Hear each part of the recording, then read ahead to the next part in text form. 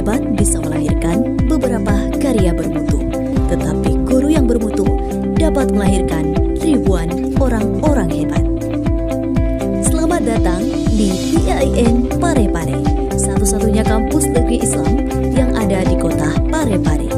Kampus ini memiliki 4 fakultas, salah satunya Fakultas Tarbiyah. Tarbiyah Institut Agama Islam Negeri Parepare memiliki visi menjadi fakultas terkemuka yang religius, moderat, dan inovatif pada bidang kajian pendidikan dan kependidikan dalam mewujudkan IAIN Parepare sebagai pusat akulturasi budaya dan Islam. Fakultas Tarbiyah Institut Agama Islam Negeri Parepare memiliki 8 program studi, yaitu program studi pendidikan agama Islam, program studi pendidikan bahasa Arab, program studi tadris bahasa Inggris, program studi tadris ilmu pengetahuan sosial, program studi tadris ilmu pengetahuan alam, program studi pendidikan anak usia dini, dan program studi pendidikan matematika. Guru adalah ujung tombak generasi tunas bangsa. Gurulah yang pertama mengukir akan dijadikan apa generasi muda ini.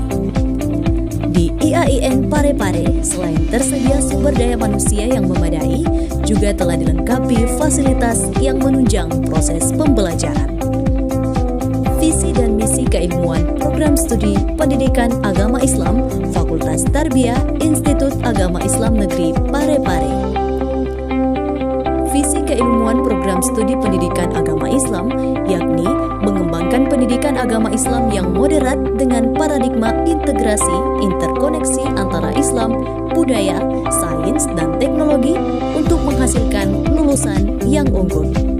Tujuan keilmuan program studi pendidikan agama Islam: 1. Menghasilkan pendidik praktisi pendidikan agama Islam yang unggul dengan berparadigma integrasi interkoneksi yang selaras dengan perkembangan teknologi informasi berbasis akulturasi Islam dan budaya. 2. Menghasilkan karya ilmiah dan karya inovatif dalam bidang pendidikan agama Islam yang unggul dengan berparadigma integrasi interkoneksi yang selaras dengan perkembangan teknologi informasi berbasis akulturasi Islam dan budaya. 3. Menghasilkan pengembang bahan ajar pendidikan agama Islam yang unggul dengan berparadigma integrasi interkoneksi yang selaras dengan perkembangan teknologi informasi berbasis akulturasi Islam dan budaya. Mari bergabung dengan program studi pendidikan agama Islam Fakultas Tarbiyah Institut Agama Islam Negeri Parepare. Salam.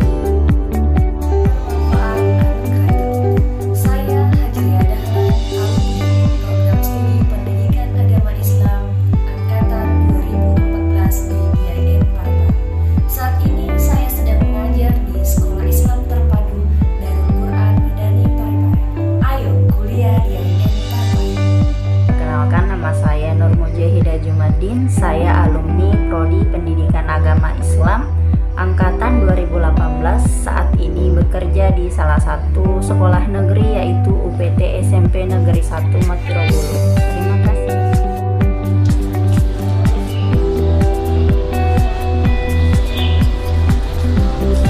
Berjuang dalam Islam, tegak dalam iman.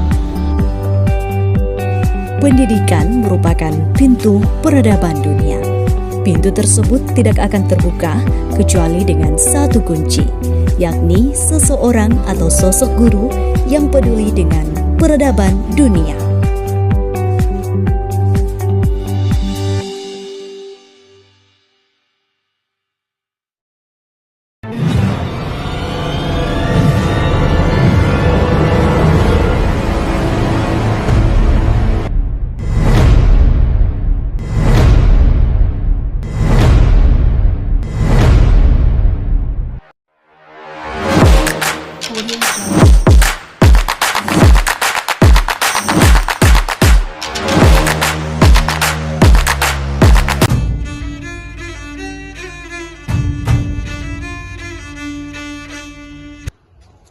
Halo guys, saya Firman Islam. Dan saya Fatimah Zahra. Saya Nisa Salsabila. Kami sedang berada di MI Asambutan. Sekarang Kami kita mau praktik mengajar. Mari masuk.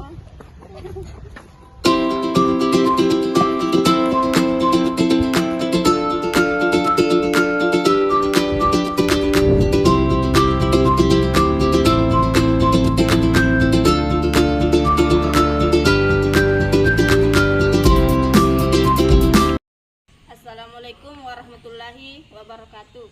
Saya Fatimatul Zahra dari Prodi Pendidikan Agama Islam Fakultas Tarbiyah Institut Agama Islam Negeri Parepare.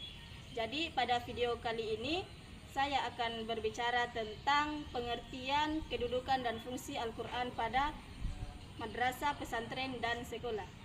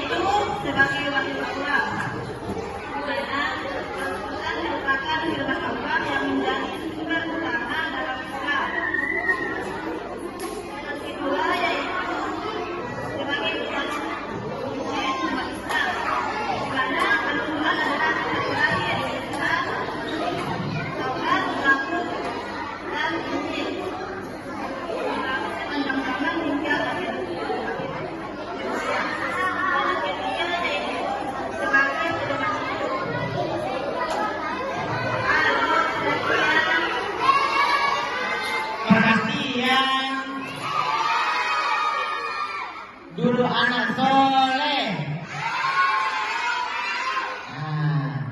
Mau pulang? Kalau mau pulang cepat, dengarkan dulu sebentar. Karena saya yakin di sini anak-anak pintar semua, anak-anak hebat. Toh? Nah, lanjutkan.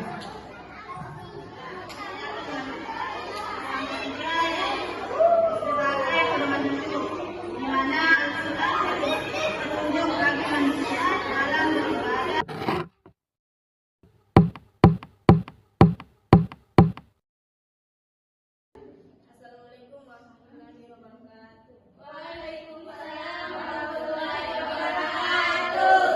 Perkenalkan, nama saya Fatimatul Zahra, program studi pendidikan agama Islam YAIN Parepare. Di sini sebelum kita memulai pelajaran, alangkah lebih baiknya kita membaca doa.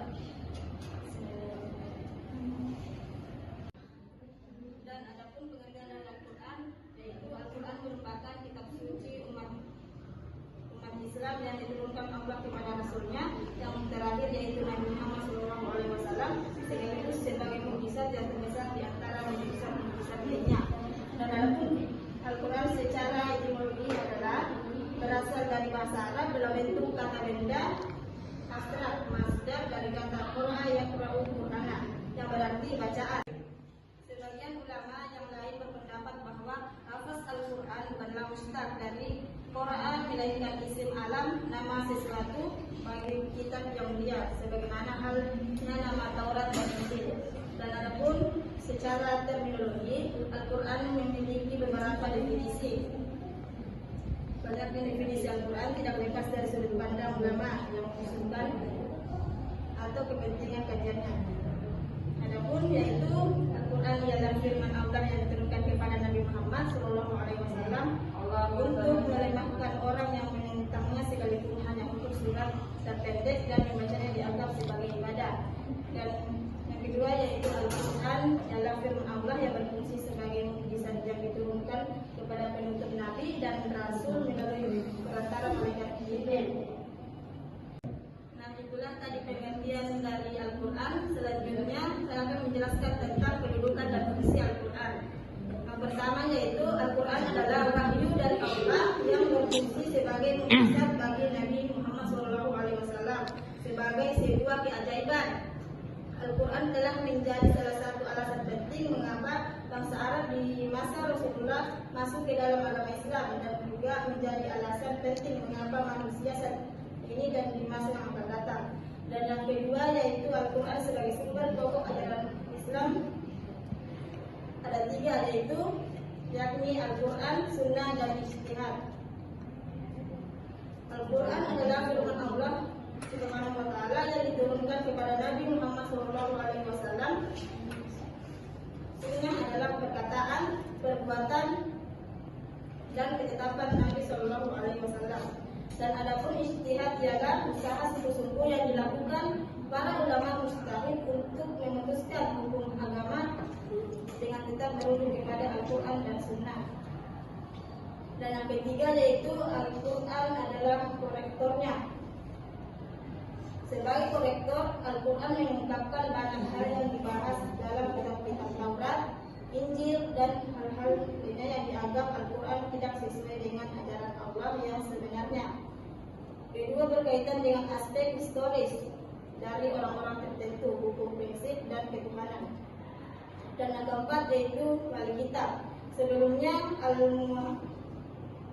Al-Muhaimin, dan kami telah mengirimkan kepadamu kebenaran dari kitab-kitab yang membenarkan apa yang telah ditulis sebelumnya di antara kitab-kitab suci. Dan yang kelima yaitu keputusan atas sengketa manusia. Di dalamnya termasuk ketentuan seperti ibadah langsung kepada Tuhan, keluarga, masyarakat, perdagangan, hutang, warisan, pendidikan, dan asuhan, kejahatan, aspek kehidupan lainnya yang dijamin Tuhan dapat diterapkan dan sesuai di mana saja dan kapan saja. Dan yang keenam yaitu Al-Furqan, artinya pemisah. Dalam Al-Quran dikatakan bahwa ia adalah ajaran untuk membedakan dan bahwa memisahkan antara yang hak dan yang batil. Dan yang ketujuh yaitu Al-Quran menjadi asyifa, penyakit yang ada di tengah-tengah, baik penyakit secara individu ataupun penyakit masyarakat. Tentunya hal tersebut apabila individu ingin berobat searah pedoman Al-Quran. Al-Quran adalah obat untuk berbagai macam penyakit, baik itu penyakit fisik, penyakit hati, dan segala penyakit lainnya. Dan yang terakhir yaitu menjelaskan masalah yang pernah diperselisihkan umat sebelumnya, sebelum Al-Quran turun pada zaman Nabi Muhammad SAW masih hidup.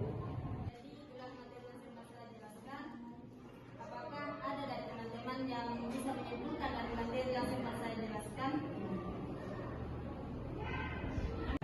Jadi penjelasan dari kalau menjelaskan materi yang telah dia. Baik, kami dapat menyimpulkan mengenai materi hari ini yaitu Al-Quran merupakan kitab suci yang diturunkan oleh Allah melalui perantara malaikat Jibril kepada Nabi Muhammad dalam bahasa Arab dalam kurun waktu 23 tahun, di mana kedudukannya itu ada sebagai petunjuk dari Allah, sumber pokok Islam, korektor, wali kitab sebelumnya atau Al-Muhaimin, keputusan atas sengketa manusia, Al-Quran atau pemisah, Al-Quran sebagai asyifa, dan menjelaskan masalah yang pernah diperselisihkan umat sebelumnya. Itulah materi yang sempat disimpulkan oleh Saudari Anissa Salsabila. Semoga apa yang kita pelajari pada hari ini dapat bermanfaat untuk kita semua. Amin. Akhir kata dari saya, wassalamualaikum warahmatullahi wabarakatuh. Waalaikumsalam warahmatullahi wabarakatuh.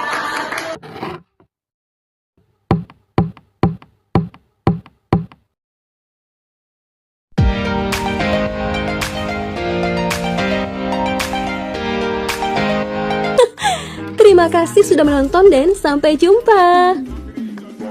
Bisa